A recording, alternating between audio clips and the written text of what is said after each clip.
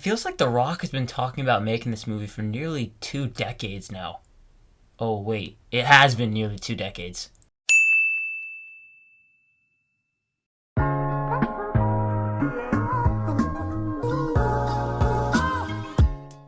Black Adam stars Dwayne "The Rock" Johnson, Pierce Brosnan, Noah Centineo, Aldous Hodge, and Sarah Shahi. Nearly 5,000 years after he was bestowed with the almighty powers of the Egyptian gods and imprisoned just as quickly, Black Adam is freed from his earthly tomb, ready to unleash his unique form of justice on the modern world. Now, this movie has been multiple years in the making. Like I mentioned in the intro, The Rock announced that he was going to be playing Shazam in 2007, which is crazy to think about. It's taken a very long time to get made, surprisingly, but now we're here today and the movie is officially out. Going into it, I was somewhat looking forward to it. As you probably know, I'm a sucker for superhero movies, and The Batman is still probably my favorite movie of the year, another DC movie, so maybe DC was going to continue with their hot streak. Coming out of it, I think is a good time overall. Not the most memorable of comic book movies as in recent years, but it's solid, but not great. Before we get any further into this review, make sure to hit that like and subscribe button if you enjoy the rest of it. I would love to have you along this journey with me. And comment down below, what are your thoughts on Black Adam? Let's continue talking about Black Adam. Now, arguably my favorite part about superhero movies are the superheroes themselves and seeing them on the big screen. And in this movie, you get introduced to a lot of characters. Not only do we get the introduction of Black Adam in his own movie, as you would expect. And when it comes to The Rock's performance in this movie, it's okay. It's lacking that Rock charisma that we know from him. He really gives off that crazy charisma. One of my favorite parts about him as an actor and just as a celebrity in general is that he just gives off this infectious vibe, and in this movie he doesn't really take that personality that he has off screen into the movie. So he does really sink into the character, but you still just see The Rock on that end. Like, he doesn't completely disappear into the role or anything. I felt that because his performance was lacking that charisma that he usually brings to most of his on-screen projects, I found the character of Black Adam to be just okay. It's not a character that I want to see necessarily more of. Like, I'm not going to be opposed to seeing more of him, but it's just a character that I think is fine. I think The Rock could have elevated the role and even just the movie to another level had he had given a more enthusiastic performance, really. I think that's the word that I was lacking from him. At times, it just felt like he was just playing a robot, just reading lines off a script. Not to say he's particularly bad, and I know this is a passion project for him, but if I'm being completely honest, I wasn't the biggest fan of his character or his performance. Then you also have the Justice Society of America, which if you don't know is Hawkman, Dr. Fate, Atom Smasher, and Cyclone, all characters that I was not really familiar with before going to this movie. I think the only character that I was somewhat familiar with was Atom Smasher, and that's only because of DC Legends of Tomorrow. Where are my Legends of Tomorrow fans at? Let me know down below.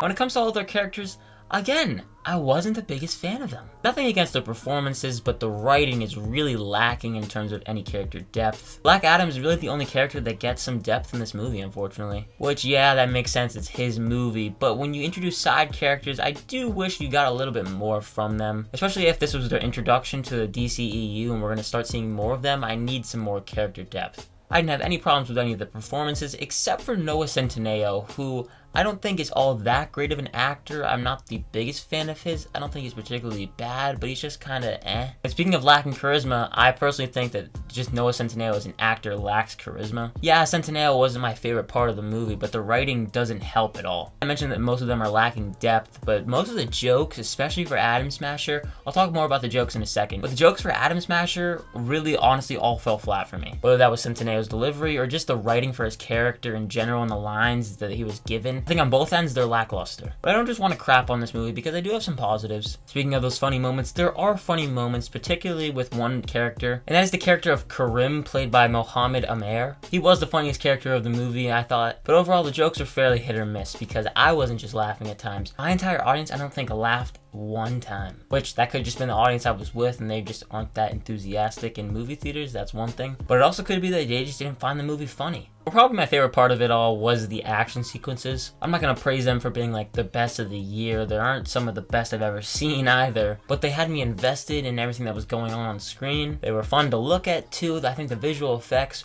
was solid throughout. I think it's directed pretty nicely, especially in those sequences too. And they also helped the movie fly by pretty quickly because the movie is just over 2 hours, which I think is a great length for the movie, and it just flies by. I didn't really find myself checking the time all too much. Good pacing throughout, it doesn't really slow down. Probably the weakest act for me was the first act. It just kind of gets things started, which obviously is necessary, but it plays out exactly how you think, and that's just the rest of the movie too. It is predictable, it's digestible totally. It's not some movie that I'm going to be praising for the foreseeable future, I don't think. It's also not a movie that I ever feel like really returning to often. A couple more things though. The villain, very weak. Majority of the trailers, I found that it was really hard to even tell who the villain of the movie was. And just in case if you don't know, I won't spoil it, but it's just a very bare bones, weak villain that wants power. What else is new?